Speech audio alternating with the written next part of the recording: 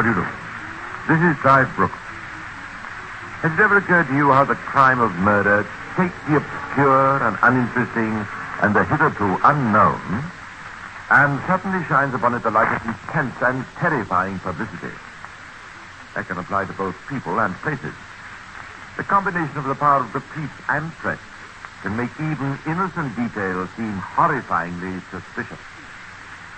The story we're going to tell you today is the story of a murder, but it's more than that, isn't it, Percy? Yes, Clive. The case of Harold Greenwood was, I think, unique in modern times. Rarely was a man surrounded by such an atmosphere of guilt, and yet, despite all this... Now, wait a minute, Percy. Don't tell too much of the story, because, unlike some of the murder cases which we have discussed in this series, the story of Harold Greenwood has a surprise ending. We have called it the Case of the Family Solicitor.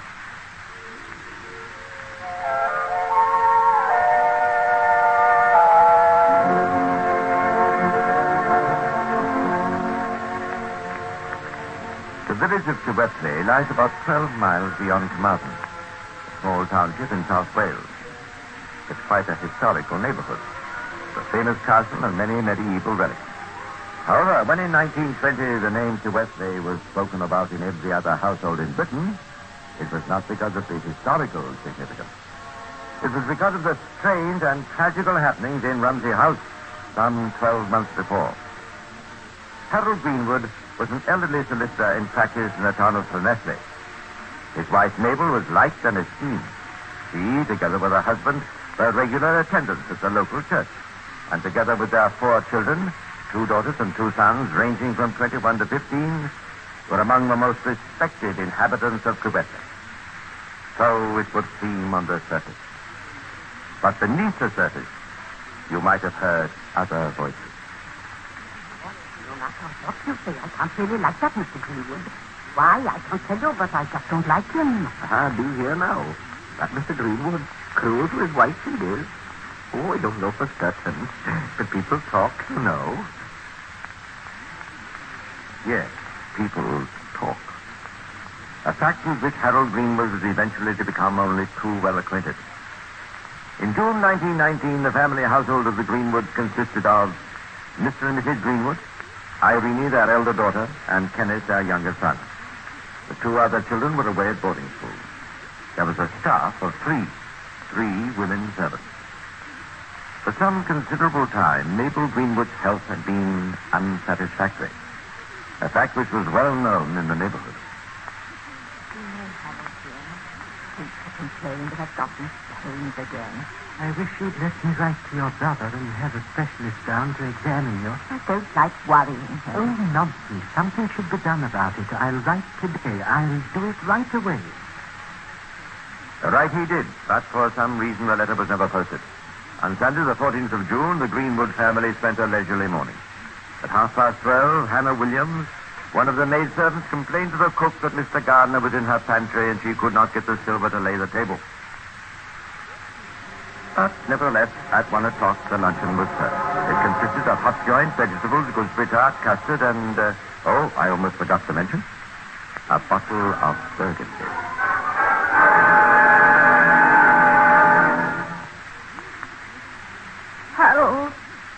Harold. What is it, my dear? Oh, I don't know. I've got the most awful pain. I feel so sick. Here, just on my arm. Oh, I feel so terrible. Harold, stay with me. Yes, of course I will, dear. But we must get you up to bed. Hannah, come at once. What is it, Mr. Greenwood? It's Mrs. Greenwood. She's sick. Come and give me a hand to carry her upstairs. Come along at once. Mrs. Greenwood was taken upstairs to her bedroom.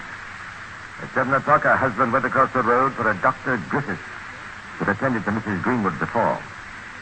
Don't you worry, Mrs. Greenwood. I'm sure you're going to be all right. Oh, I hope so, Doctor. I will be sending over a bottle of medicine together with directions. I want you to do exactly as I say. Take good care and everything will be all right. Unfortunately, Dr. Griffith's optimism was not altogether justified.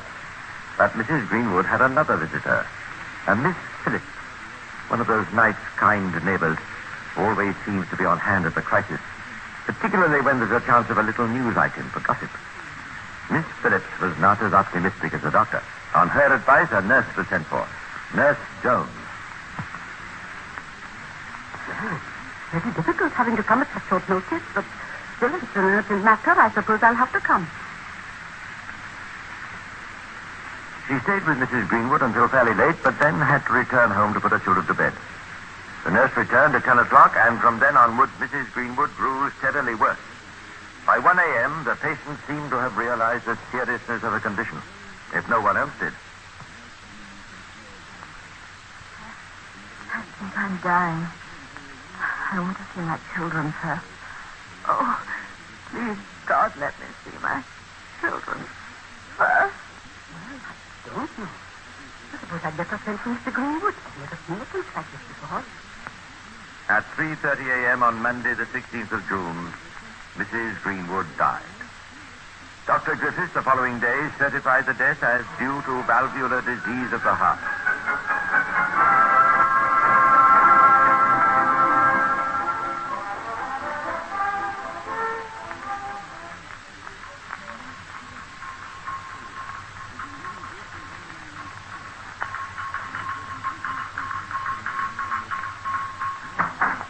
What in the name of goodness is all this commotion about? Why, Nurse Jones. I'm sorry to disturb you so early, Vicar, but it's Mrs. Greenwood. What about Mrs. Greenwood? She's dead. Dead? Why, I was with her only the other day. She seemed in perfect health. I know, Vicar. I can't understand it. She came over sick so suddenly. What was the matter with her? I don't know, but if you ask me, I'd say there are some who could tell you. Some who could tell you quite a lot if they had a mind to it. You're not trying to say that... I'm not saying anything, Vicar, but I can't help thinking. In the days and the weeks that were to come, Nurse Jones could not help thinking. And she could not help talking, too.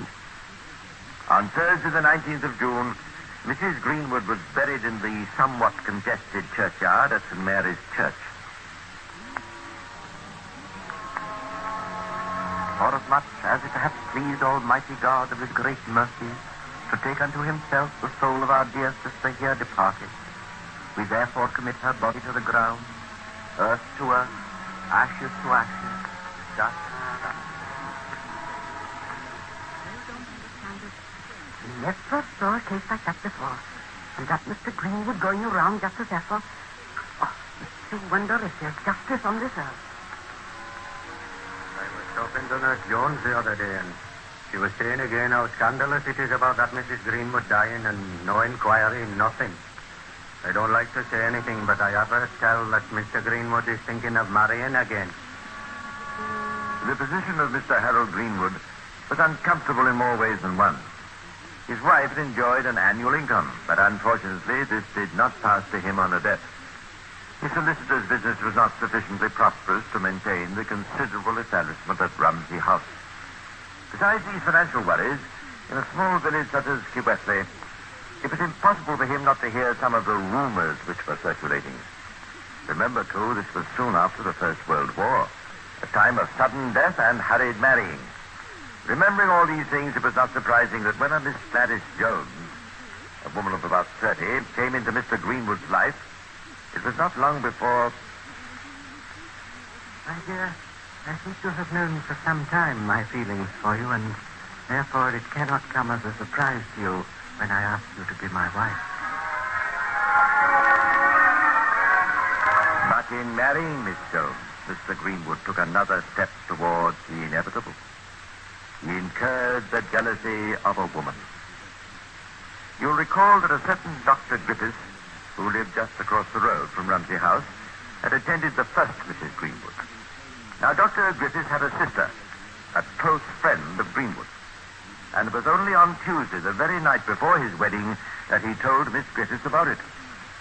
This second marriage of Harold Greenwood gave rumor a new lease of life. And to add fuel to the fire, there was this jealousy of another woman, Miss Griffiths. No good. I just can't stand it. Seeing that Mr. Greenwood walking around with his second wife and the first one only 6 months buried, I'm going to the police.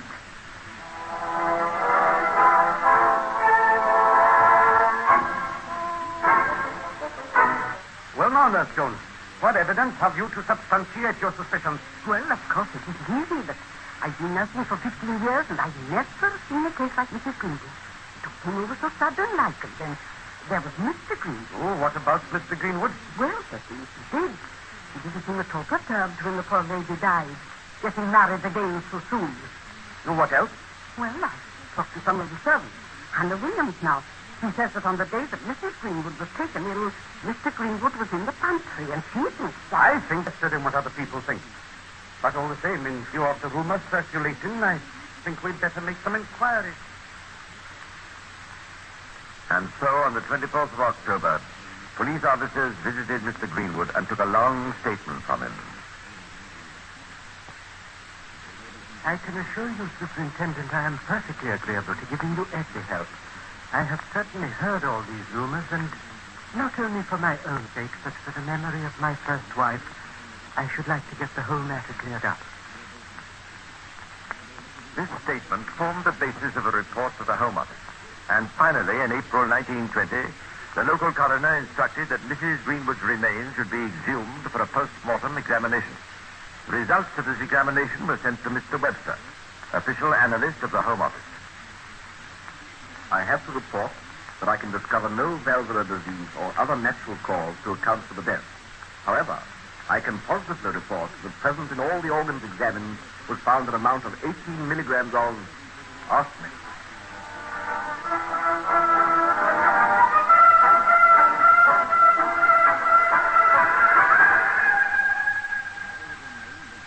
By this time, the national newspapers had started to take an interest in the case.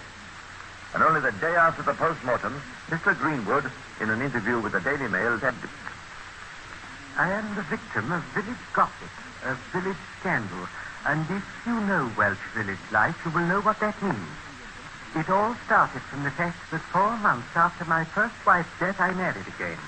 That started the gossip.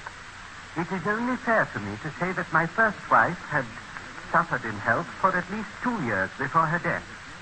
Not only was her heart bad, but she also suffered from an internal disease. It was, however, from the heart attack that she died on June the 16th. No one, not even the doctor, thought that attack would be fatal. The adjourned inquest was opened the following month, the anniversary of the poor woman's death. A great deal of evidence was brought forward. 18 witnesses were examined, and in particular, evidence was produced concerning the purchase of arsenic. Medical opinion considered that it...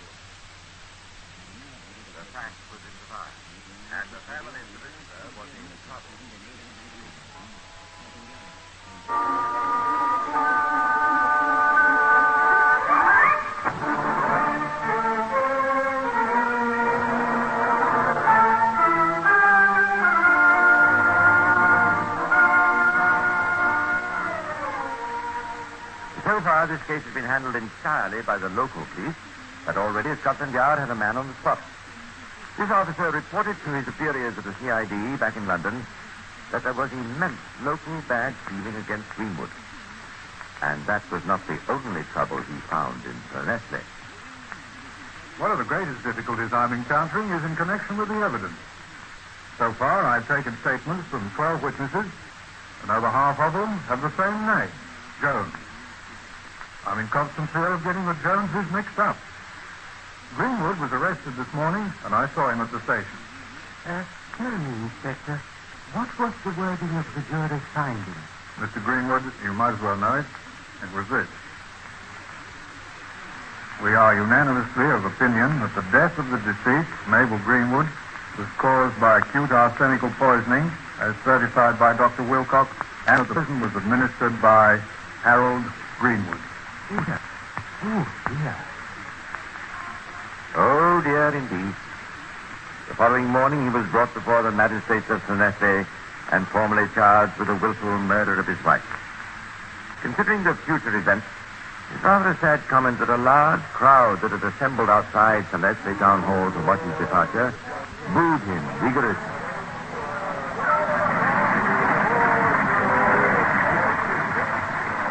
Greenwood had to wait 4.5 months for his trial at Carmarthen Assizes. There was intense interest in this trial, and the little town of Carmarthen was crammed to capacity by visitors, pressmen, and other concerned in the case. For 7 sensational days, the eyes of the world were on this little town. As if the mysterious details of this case were not enough, there was the additional fact that briefed for the defense of Harold Greenwood was the greatest British advocate of the day, Sir Edward Marshall Hall.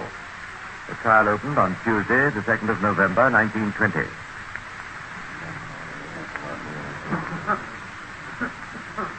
May it please your lordship, gentlemen of the jury, on the 16th of June, 1919, Mabel Greenwood, wife of the accused, died at Rumsey House in Wetherby at 3:15 in the morning. On the 16th of June, 1920, at 3:30 in the afternoon, the accused, Harold Greenwood, was arrested and charged with willfully murdering her by administering arsenic to her. And it is on that charge he now stands before you. This case is one which will command the closest and most prolonged attention, not only because it is the gravest charge known to the law, but also because of the nature of the evidence on which you are asked to find the accused man guilty. The crime of administering poison is almost always a crime done in secret, and the evidence with regard to it is, as a rule, indirect evidence, and not the evidence of eyewitnesses. So it is in this case. Counsel for the prosecution then began to outline the various events centering around those dates, the 15th and 16th of June, a year before, leading up to that memorable Sunday meal. The lunch consisted of roast beef, gooseberry tart, and custard, and it was laid by the parlour maid, Hannah Williams. When it was necessary for her to lay the luncheon, she required a silver basket in order to put out spoons and forks, etc. When she got to the pantry, she saw that the accused was there. He remained there for about 1/4 of an hour, and during that time, she waited.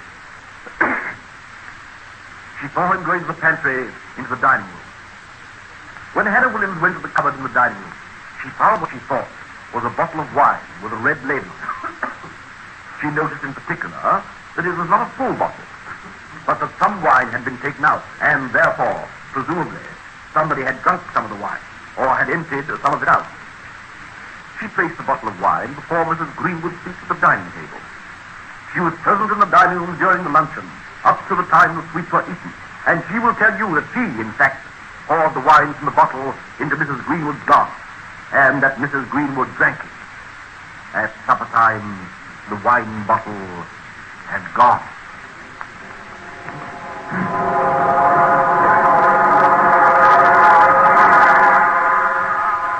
A masterly moment of the trial was Sir Edward Marshall Hall's cross-examination of Hannah Williams, who, you'll remember, was one of the servants. Did you tell the police that it was a bottle of port wine you put on the table for dinner on the 15th of June, and that it had on it a red label and a black print, and that you read on it the word port? Yes. That you swear? Yes. I suggest to you that it was labeled port. Oh, no, it was port wine. Do you suggest that Mrs. Greenwood was in the habit of drinking port wine? Oh, no, sir. What did she drink? Burgundy. But port wine was there on this Sunday. I know you have said so. Do you know that Beaune is Burgundy? No, sir. What did you do after laying the table? I sounded the gong and Mr. Greenwood came in. Did Greenwood come in from the garden before you put the dinner on the table? He came in before I laid the table. I had to wait until he came out of the china pantry before going in to fetch the silver. I was not supposed to go into the room when he was there. You mean to say that you have never seen Greenwood in the china pantry before? I've never seen him. I put it to you that almost every Sunday when he was at home, or after each time he was in the garden, he did go in there to wash his hands at the sink. No. Hundreds of times. Oh, no, sir. He used to go upstairs to wash his hands. Do you mean to say that you never saw Mr. Greenwood wash his hands at the sink in the china pantry? Oh, no, sir. It was a long way right up to the bathroom, was it not? Not very long. Are you telling us the truth? I've come here to tell the truth. Mr. Greenwood is here on his life. Do you swear it was an unusual thing for him to go to the china pantry? You were getting rather excited just now and shouted at the witness. I have to see that the witnesses are not addressed in a vehement way. Why not? Because it confuses them. Why, it is my duty to be vehement. Another vital moment was the cross-examination of Nurse Jones.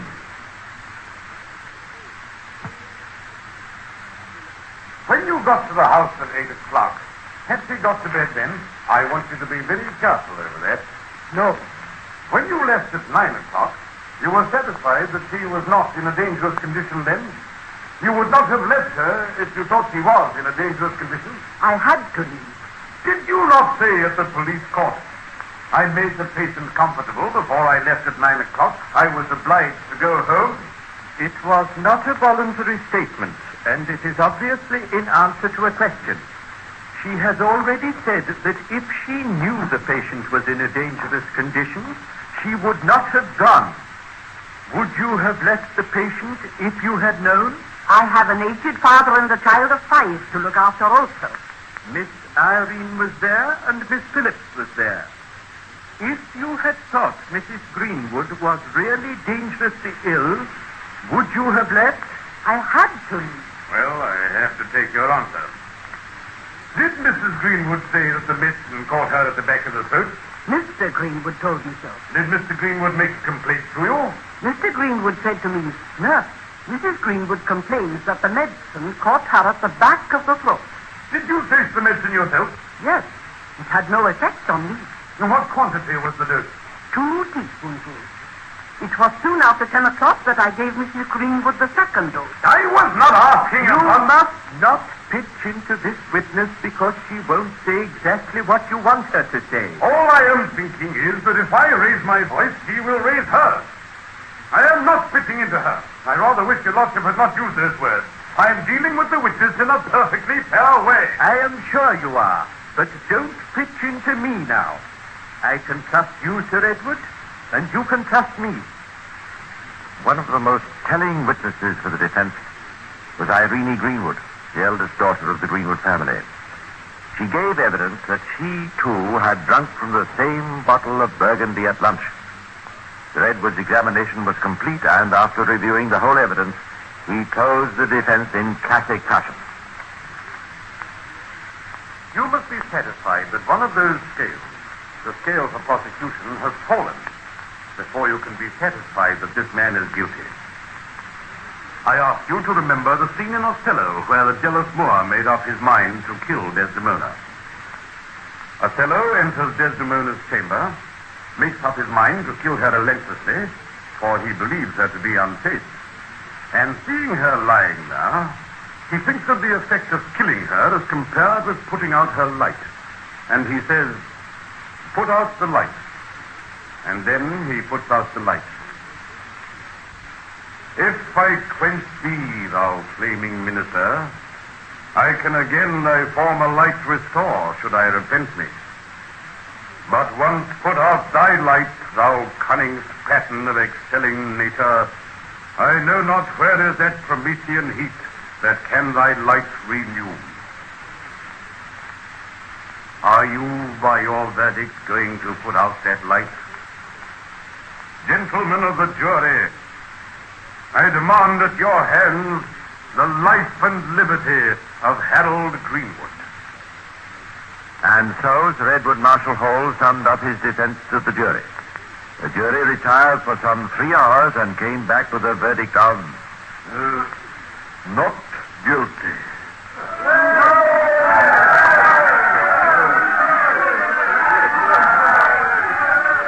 It was not until afterwards that it was pointed out that while returning a verdict of not guilty, the jury had passed a paper containing a fuller statement to the judge running as follows. We are satisfied on the evidence in this case that a dangerous dose of arsenic was administered to Mabel Greenwood on Sunday the 15th of June, 1919. But we are not satisfied that this was the immediate cause of death. The evidence before us is insufficient, and does not conclusively satisfy us as to how and by whom the arsenic was administered. We therefore return a verdict of not guilty.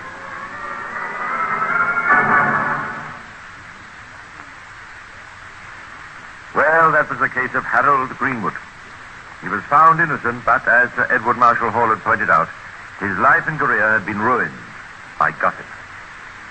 8 years and 2 months from his sensational trial, a brief paragraph in a few daily journals announced the death on the 17th of January 1929 at a little-known Herefordshire village of a man of 54 who, dogged by poverty, notoriety, and ill health, had lived there under the name of Pilkington.